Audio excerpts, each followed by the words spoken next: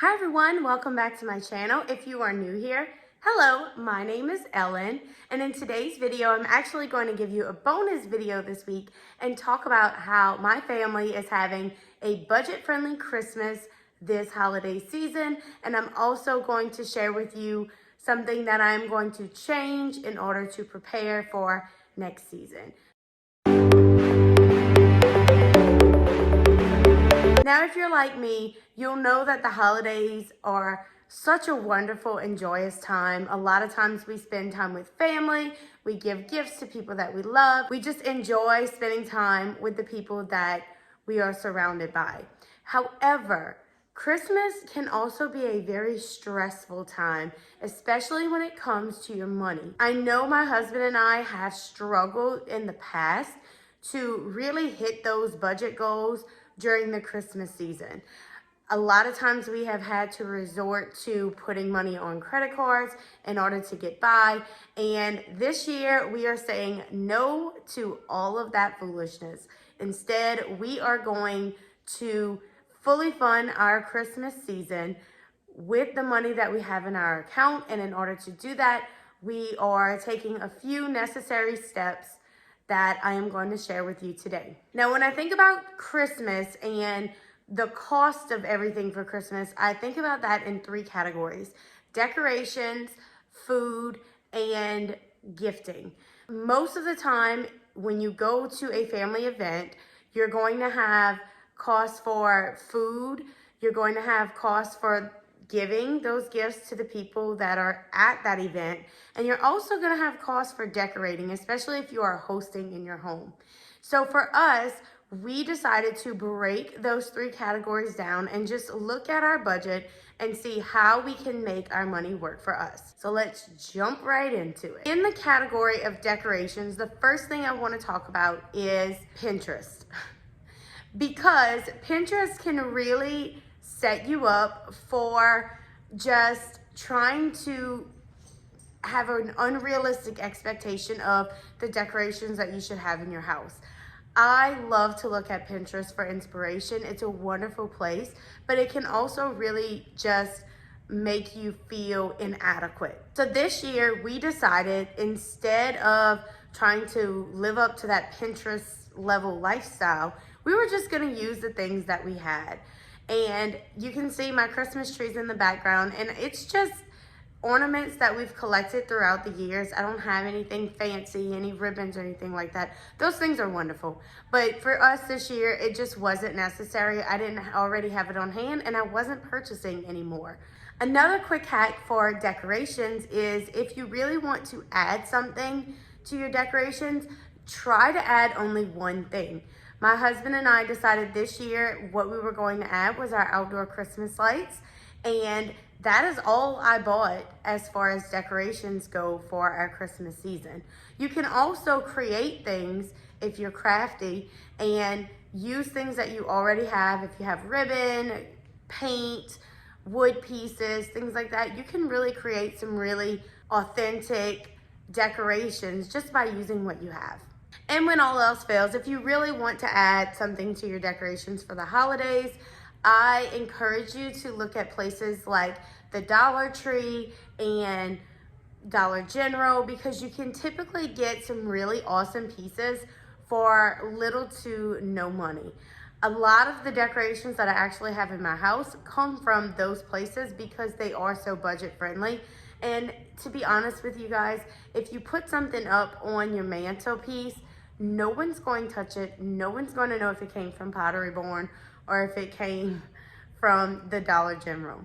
And those are the ways that we are saving money on our decorations this year. Next up, we're going to talk about food and hosting, family hosting. Whenever you host an event at your home, you're going to have to feed people. And this can get to be pretty expensive pretty quick.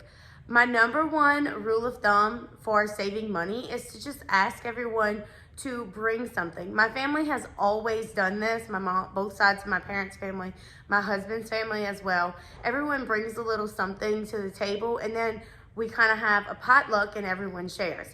It also helps to relieve the stress of you, so you don't have the stress of cooking all of this food to feed all of these people. You cook one, maybe 2 dishes, bring it with you, and everyone gets a little taste of what has been brought. I also want to mention this too. A lot of times we tend to have way more food than we actually need for the family gathering.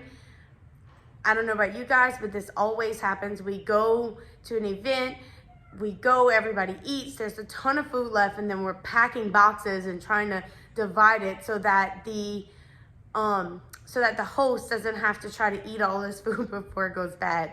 And the reality is, like, we never run out of food. So think about scaling back that size of the dish that you're bringing. Not everyone's going to eat a full serving of what you are putting out there on a plate. You know, most people, especially if you're doing a potluck, they're just going to take a little bit of everything to try everything. And so there's no need to cook 2 big old dishes of cornbread if that's what you're bringing for the meal, because not everyone is going to eat a piece of cornbread, and those who are is probably going to take a small piece because they're trying to keep room for all of the other food on the table. And the last thing is to just look at budget-friendly recipes to bring. So I'm using cornbread as an example because my family typically has that at our Christmas dinner. That may seem kind of weird, and maybe it is, I don't know. At Walmart, you can get 2 boxes of the Jiffy cornbread for like $1. Very, very, very inexpensive. Something else that I like to do for this is meatballs. You can purchase a bag of meatballs from Walmart for not too expensive. Throw in a bottle of barbecue sauce and a small jar of grape jelly. If you don't add grape jelly to meatballs, you totally should. Completely changes the taste of it. Put it on low in the crock pot, and there's your contribution to the meal. And you may have spent $10. The last category of Christmas purchases is gifts. And this is the one that typically people spend the most money on. How are we going to be more budget friendly with our gifts? Well, the first thing is you need to make a list of everyone that you're going to be purchasing for. And I want to stress that you don't have to purchase for everybody, okay? Something that my family on my dad's side likes to do is all the kids pull names, and then everyone purchases just one gift. Everyone has something to open. No one's overwhelmed with the amount of gifts that they have, and no one's overwhelmed with the amount of money they spent on these gifts. There's also a lot of people who do gift exchanges or like gift exchange games where you purchase one $25 to $30 gift and you haven't spent a whole lot of money, you get a gift in return, but then you're not having to buy for everyone. So just make sure you have a list and don't deviate from that. And then you're going to set a budget for each gift. So, and I feel like a lot of people probably do this because you don't want to spend, $50 on one person and only $10 on another person. But in general, you want to set a budget amount and look at that budget amount and do not deviate from that. Don't add any little extra gifts. Purchase a gift within that amount. Something else that my husband and I like to do when it comes to gift giving is to actually start purchasing gifts in October. I get paid once a month. My husband gets paid bi-weekly. And so we don't have that much room in our budget in November and December to purchase all of these gifts without putting things on a credit card. So we actually start purchasing in October.